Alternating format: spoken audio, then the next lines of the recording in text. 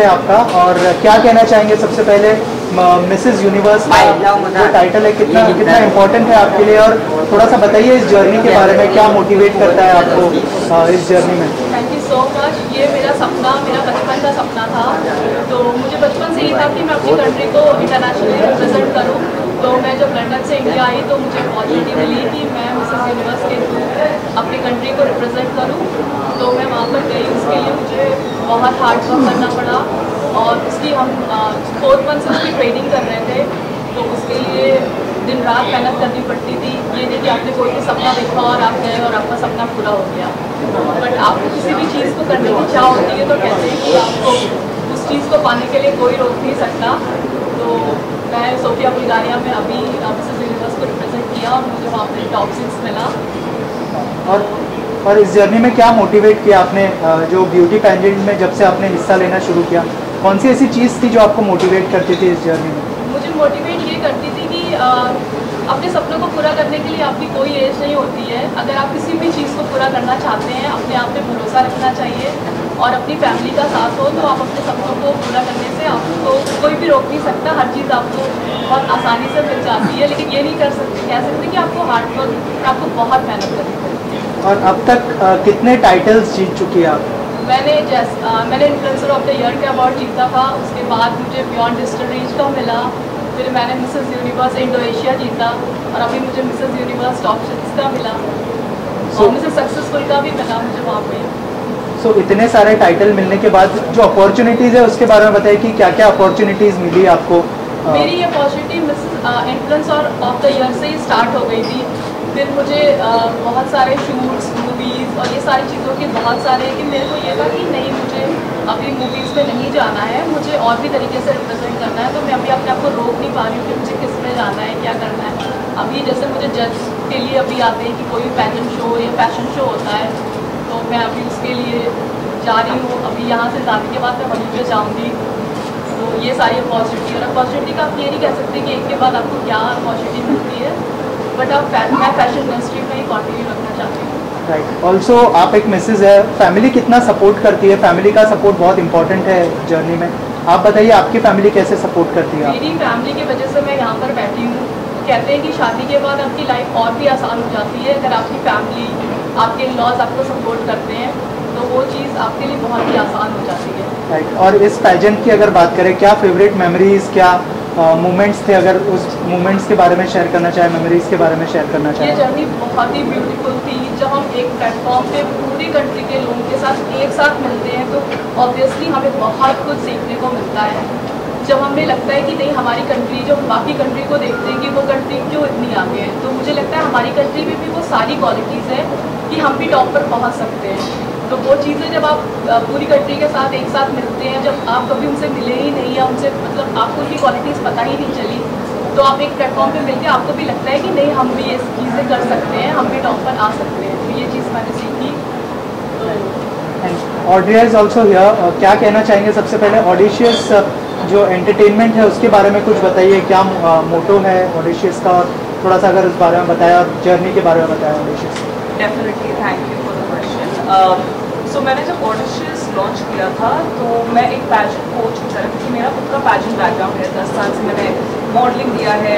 Miss India में मैं miss India Goa जीत चुकी हूँ, मैं फाइनलिस्ट थी मिस इंडिया में 2017। और क्योंकि जैसे प्रिया ने कहा कि मेहनत बहुत लगती है, तो मैंने 7 साल ट्रेनिंग किया था और बचपन से ट्रेनिंग करते हुए आई थी। सो मैंने रियलाइज़ किया कि इतने लोगों से जब आप सीखते हो तो आगे वो इम्पॉर्टेंट है कि आप अपने एक्सपीरियंस शेयर करो। दैट्स व्हेन ऑडिशियस अकेडमी शुरू हुआ था, जहाँ पर मैं प्रिया से भी मिली क्योंकि मैं इनकी मेंटोर थी। एंड मैंने बहुत सारे मिसेस कंटेस्टेंट्स को ज़्यादा ट्रेन किया था। तब मैंने देखा कि मिसेस की जो कैटेगरी होती है, क्योंकि हमने देखा मिस इंडिया मिस कैटेगरी बहुत आगे जा रही है, बट मिसेस कैटेगरी में क्या, बिकॉज इनकी जो कैटेगरी है ये बहुत स्ट्रगल्स के साथ भी आती है, क्योंकि आपके पास आपका फैमिली है जिनको आपको संभालना है।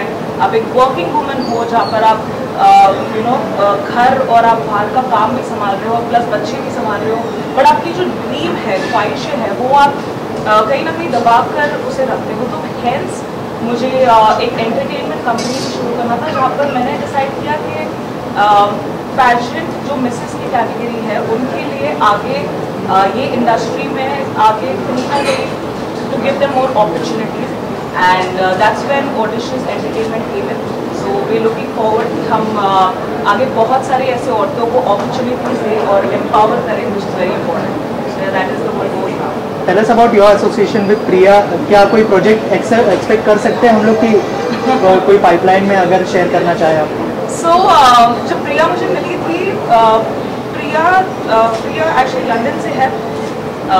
वो शादी करके लंदन में रह रही थी, लंदन से फिर वो अभी गोवा में रह रही है एंड द कनेक्शन कि मैं खुद एक वुमन, तो the connection started from there and मैंने देखा कि प्रिया में वो सीन जो होता है, एक चाह होती है to do something for the country was there. तो तब मैंने बोला कि let's try working together and as जैसे मैंने कहा कि ऑडिशन एंटरटेनमेंट एक टैलेंट हाउस की तरफ चल रहा है, तो मैंने प्रिया को बोला लेट्स डू दिस। अभी हम बहुत सारे प्रोजेक्ट्स पर बात कर रहे हैं, अभी नहीं बता सकते हैं कि आपने अभी शुरू की है, बट डेफिनेटली अगले प्रेस कॉन्फ्रेंस में हम शायद ये डिस्कस करें एंड आपको तभी पता चलेगा कि हम किस चीज़ पे काम करें। But definitely there is a very good project because like Priya said ये सोशल मीडिया, हाँ, एंड ये सोशल मीडिया पे इनका रीच भी बहुत अच्छा है। More than 1 million people follow कर सोशल मीडिया। तो let's see as a women and a Mrs category हम इसको आगे कैसे बढ़ाएंगे, definitely something. Right. Also Priya, आपसे जानना चाहूँगा, जैसे ऑड्रिया ने बताया कि एक बहुत ही जल्दी प्रोजेक्ट शुरू होने वाला है, आप जो एक इन्फ्लुएंसर भी है, एक मॉडल भी है, कैसे मैनेज करती है इन सारी चीज़ों को और फैमिली? सोशल मीडिया पे होते डजंट मैटर कि आप मॉडल हैं या फैशन इंडस्ट्री से आए, तो आपको लोग एक टाइटल देते हैं इन्फ्लुएंसर का, कंटेंट क्रिएटर का।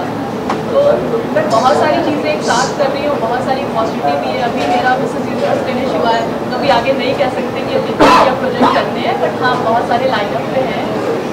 अभी क्या करना है वो आपके सामने फिर हमारा कॉन्फ्रेंस होगा तो हम उस पर बात कर सकते हैं। राइट। ऑल्सो थोड़ा सा इसमें और मैं ऐड करना चाहूँगा कि पैजेंट्स तो हो ही रहे, क्या फिल्मों में कोई प्रोजेक्ट्स, म्यूजिक वीडियोस, ऐसा कुछ प्लान्स है? अगर उस बारे में कुछ शेयर करें आप। अभी तो फ्यूचर में क्या होगा, एनीथिंग हैपन। हम अभी फ्यूचर की बातें, मतलब फ्यूचर में क्या होने वाला है, अभी बहुत सारी चीज़ें लाइनअप है और अभी कुछ चीज़ें डिसाइड नहीं हुई है, तो मैं अभी बता नहीं सकती कि अभी क्या होने वाला है फ्यूचर में, but anything can happen. Right. Also बहुत सारे लोग आपको फॉलो करते हैं, आप खुद एक इन्फ्लुएंसर है, क्या मैसेज देना चाहेंगे जो यंगस्टर्स आपको देख रहे हैं, जो मिसेस आपको देख रही है, क्या मैसेज शेयर करना चाहेंगे? फॉलोअर्स और सारी मिसेस को यही कहना चाहूँगी कि मैं आपकी वजह से मैं यहाँ पर बैठी हूँ और मैं आपको ऐसे ही इंटरटेन करती रहूँगी और ऐसे ही मोटिवेट करती रहूँगी कि हम शादी या शादी के बाद से ऐसा कोई भी फर्क नहीं पड़ता कि हम अपने सपने नहीं देख सकते और उनको पूरा नहीं कर सकते। We also have a right कि मतलब इवन आप फैमिली, आप जब शादी के बाद मुझे लगता है मैं और भी स्ट्रॉन्ग हो गई। जब आपकी फैमिली, आपकी इन-लॉज, आपका खुद का बच्चा आपको सपोर्ट करता है, तो मुझे लगता है कि आप उस लेवल पे पहुँचते हो कि जहाँ पे आप शादी से पहले नहीं सोच सकते। तो मुझे लगता है कि मैं उन लोगों को ऐसे ही मोटिवेट करती रहूँगी कि हमें भी करना चाहिए, शादी के बाद भी हमें अपने सपनों को नहीं रोकना चाहिए या कि हम नहीं कर सकते। ऑड्री, आप क्या मैसेज देना चाहेंगे जो मिसेस आपको देख रही है और बहुत सारी जो मॉडल्स आपको देख रही हैं? सो मॉडल्स के लिए अपॉर्चुनिटीज हमने बहुत क्रिएट की है, हमने बहुत काम किया है जहाँ पर मेरे टैलेंट से मैंने काम किया है आगे मिसेस कैटेगरी में भी end of course models who come out of India उन लोगों को भी, बट मैं मिसेस कैटेगरी के लिए क्योंकि स्पेशली मैं वो एज स्पेस में मैं ज़्यादा एज करती हूँ अभी। सो मैं एक ही चीज़ कहना चाहती हूँ कि मुझे पता है बहुत सारे आपके प्रेशर होते हैं, आप में बहुत इतनी रिस्पॉन्सिबिलिटीज़ होती है, बट अगर आप में चाह है और आपने वो ड्रीम किया है कि आपको करना है, तो लाइफ में एक चांस दीजिए खुद को एक मिसेस कैटेगरी पैजेंट में जाकर, क्योंकि लाइफ में आपको रिग्रेट नहीं करना है कि काश मैं कर पाती, तो वो काश नहीं कहना है। इनफैक्ट आगे बढ़ के आपको किसी और के लिए, जैसे प्रिया किसी और के लिए आज एक मोटिवेशन हो सकती है, एक आवाज़ हो सकती है। सिमिलरली ऐसे 10 औरतें जब साथ में आएगी तो they all can be a voice for the generation